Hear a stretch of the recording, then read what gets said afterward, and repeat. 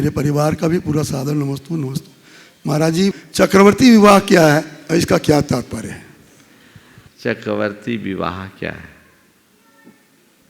देखिए, चक्रवर्ती विवाह नाम से कोई शास्त्रीय नाम तो नहीं है, पर बहुत अच्छा है कि शास्त्रीय परिपाटी से होने वाले विवाह को चक्रवर्ती विवाह नाम दे दिया गया।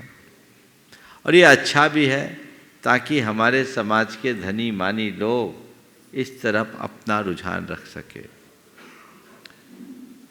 विवाह संस्कार की जो विधि हमारे शास्त्रों में बताई है उसमें लिखा है, पाणी ग्रहण का संस्कार कहाँ करें?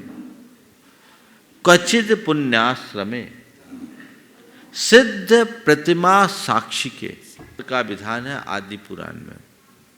किसी पुण्य आश्रम में और सिद्ध प्रतिमा की साक्षी में आप विवाह का संस्कार करें। आजकल सब उल्टा हो गया।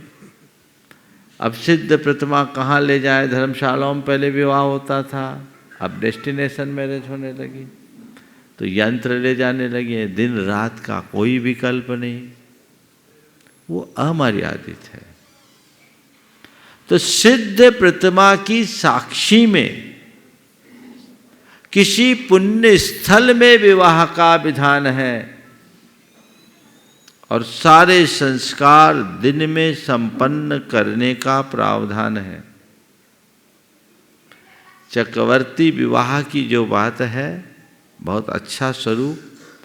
वर वधू जिस दिन विवाह की क्रिया हो, भगवान की साक्षी में जिन प्रतिमा की सानिध्य में विधान करे, हवन करे।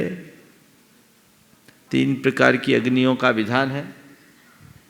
उसकी साक्षी में वही पानी ग्रहण करे, वहीं फेरे हो और उस दिन उपवास रखे। यदि शक्ति ना हो तो एकासन करे। विवाह भी एक प्रकार की दीक्षा है, गृहस्थ दीक्षा। विवाह के बंधन से गृहस्थ आश्रम में प्रवेश होता है। कोई विवाह कोई रास लीला नहीं है। विवाह पानी ग्रहण के रूप में जीवन का एक श्रेष्ठ संस्कार है, जिसका प्रभाव पूरे जीवन चलता है। तो एकासन करे अथवा उपवास कर सके तो उत्तम है। और वहीं पर विवाह की पूरी विधि हो, जिसमें किसी प्रकार का आडंबर न हो, विशुद्धि के साथ। फिर आप अपनी और घर में जो मंगल उत्सव मनाना है उसके लिए आप स्वतंत्र हो, पर पानी ग्रहण के संस्कार की विधि तो केवल यही है। और उसी रीति से विवाह की विधि को संपन्न करना चाहिए। यही चक्रवर्ती विवाह का एक रूप है। बहुत अच्छी बात है कि प्रेमी परिवार ने और उधर से मुकेश भाई ढाना सागर की ये युति बन रही है और दोनों एक संपन्न परिवार है। इन्होंने ये पहल की कि हम अपने बच्चों का संबंध चक्रवर्ती विवाह की तरह करेंगे, सादगी के साथ। मैं समझता हूँ इससे समाज में एक बहुत अच्छा संदेश जाएगा और अन्य लोग भी इस तरफ आकृष्ट होंगे। आप जो डेस्टिनेशन मैरिज करते हैं उन्हें देखिए, प्रायः 5 स्टार होटलों में होता है। पैसे तो आपके लगते हैं, सो आप जानते ही हैं। वेन्यू में और कैटरिंग में कितने रुपए लगते हैं, किसी से छिपा नहीं है। लेकिन जिस जगह आप अभी अपने बच्चों का पानी ग्रहण कराने जा रहे हैं, 2, 4, 6 घंटे पहले वहीं किसी दूसरे का पानी ग्रहण हुआ है, जिसमें शराब, शबाब, कबाब सब चला है। अभी उन प्राणियों की कराह भी वहां गूंज रही होगी। उस स्थल पर विवाह का संस्कार कैसे उचित होगा? इस पर पूरी समाज को गंभीरता से विचार करना चाहिए। आज हमारे समाज का करोड़ों रुपया ऐसे कार्यों में नष्ट हो रहा है। पहले विवाह में लोग खर्च करते थे, वो लड़का लड़की के पास जाता था। आज सारा पैसा कैटरिंग में जाता है और होटलों में जाता है, वेन्यू में जाता है। ज़्यादा खर्चा तो लोग बोलते महाराज पूरे विवाह के बजट का लगभग 60% से ज़्यादा इन्हीं में चला जाता है। ये व्यर्थ है, व्यर्थ नहीं अनर्थ है। इस पर पूरी समाज को, ओम डिस्टर्ब नहीं करो, बैठ जाओ, पूरी समाज को गंभीरता से विचार करनी चाहिए।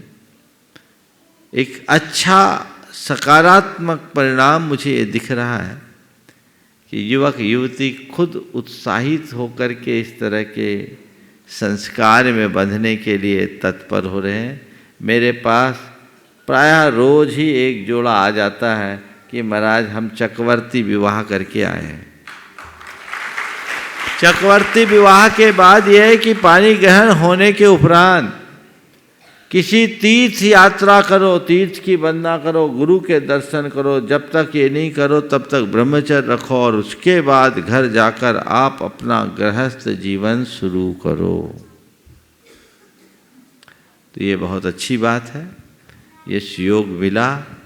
और देखो मंदिर जी में कहीं भी कर सकते थे और कर सकते हैं, लेकिन सम्मेद शिखर में आप लोग आए तो इस बहाने शिखर जी की वंदना का भी सौभाग्य मिल गया।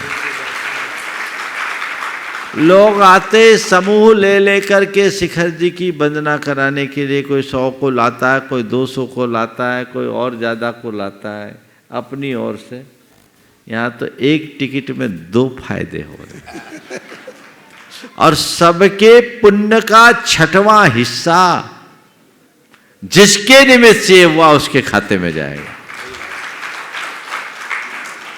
इसलिए इस पर बहुत गंभीरता से विचार होना चाहिए और समाज को इसका अनुकरण करना चाहिए। तीर्थ क्षेत्रों में विवाहों के प्रति रुझान तो बढ़ा है, लेकिन यहाँ पर भी वही माहौल जो विवाह शादी में तुम लोग करते हो होटलों में, वो उचित नहीं है। बिल्कुल शास्त्रीय विधि से करो। प्रायः आप लोगों के विवाहों में जिस समय फेरे पड़ते हैं उस समय सबसे ज़्यादा हंसी ठिठोली होती है, मजाक होती है, ओछापन। ये एक प्रकार की अवमानना है, महान पाप और अनर्थ है। उस संस्कार में तो सबसे ज़्यादा गंभीरता होनी चाहिए, भाव विशुद्धि के साथ। समझ गए?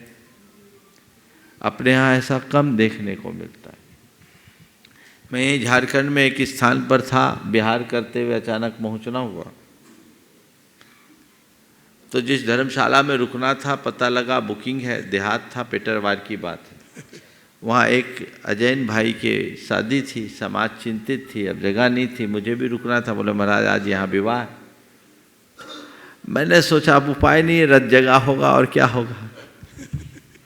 लेकिन मैं आपको क्या बताऊं, उनके यहाँ जो पानी ग्रहण का संस्कार करीब करीब 1.25 घंटा चला। उनके पंडित मंत्रोच्चार पूर्वक इतने अनुशासन से संपन्न कराए कि मैं कुछ पल के लिए दंग रह गया। बोले ये है विधि। कोई हंसी, और सारे लोग सम्मिलित थे। आप लोग ज़्यादा पढ़े लिखे हो, कहाँ जा रहे हैं, हमारे संस्कार कहाँ खो रहे हैं। तो इन बातों पर गंभीरता होनी चाहिए। मांगलिक प्रसंगों में आमोद प्रमोद और उत्सव में कोई निषेध नहीं करिए, लेकिन हमारे जो संस्कार हैं उनको तो सुरक्षित रखना जरूरी है। और यदि गुरु भक्त लोग भी ये नहीं करेंगे तो फिर क्या होगा? सब भाग दौड़ में लगे हैं और एक दूसरे को दिखाने में लगे हैं। किसको दिखा रहे हो? सही मार्ग पर चलोगे तो अच्छा परिणाम आएगा।